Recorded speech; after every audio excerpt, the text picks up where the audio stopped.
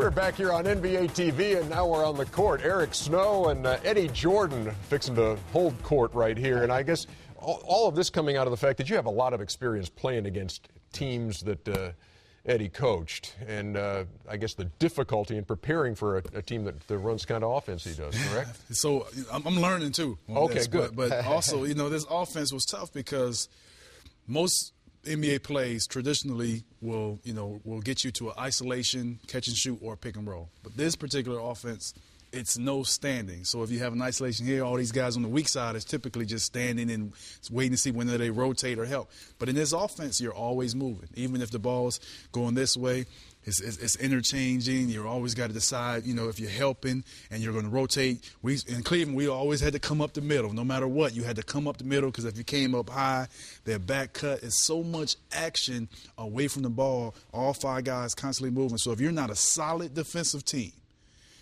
it's tough to beat them. Coach, well, got the ball and you got some players here. It's a series of three-man games and two-man game, and I learned it from Pete Carrill, who coached at Princeton offense, and we were assistants together in Sacramento, and that's where I learned it. And actually, he says he learned it from the 60s Celtics and the 70s Knicks, so that's what it is. So I'll introduce two other players. We'll fill the spots because the guard has the ball. Right. Forwards in the spot. Ernie, you be the center. Eric, you be the other guard. Can I be What do you want me, Coach? You'll be the one getting on the low box because when we start the offense, we flow to these spots.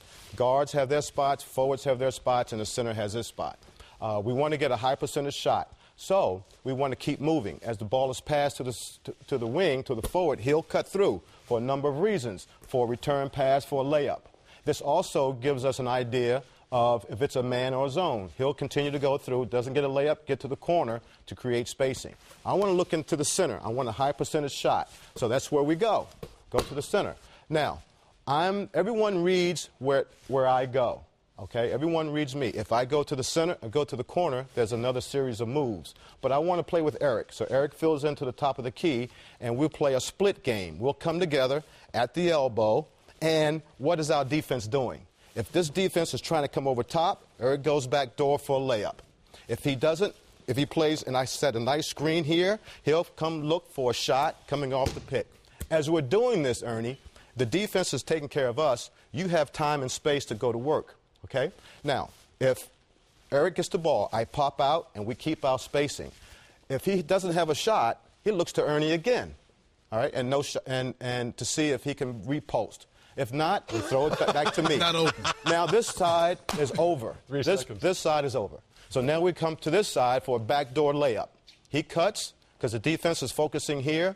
Nothing there. He moves up. He looks for a post-up. Now we're posting out forward. I come get my center. And the center comes, and our center is capable of making a shot there. Okay, now, we call this the 1-2-2. You're still at the wing. No shot, then now he comes pinned down for me, and you pin down there, and the center will dribble handoff here, and he rolls. You keep rolling, Ernie, to the box. I'll look for you, replace, shot, back to the center. Oh, I know where to go. And we're always looking to get some action in the paint. And it's always amazing to watch that when it's really fluid and it's flowing. Really, and you can see the defensive, whether it's at the college level when you used to watch Princeton do that or watch your teams do it.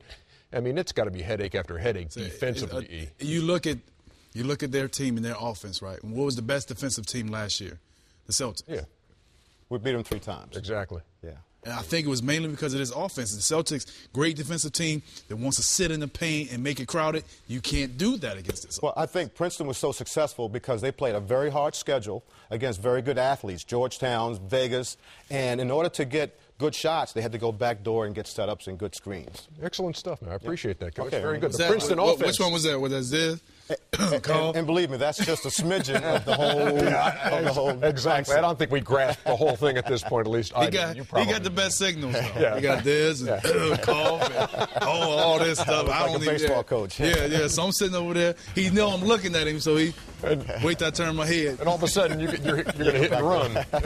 All right, we'll be back with more on NBA TV after this. Shoot it, Snow. Shoot it. Make one on TV. Oh, Ouch. Yeah, we was on there.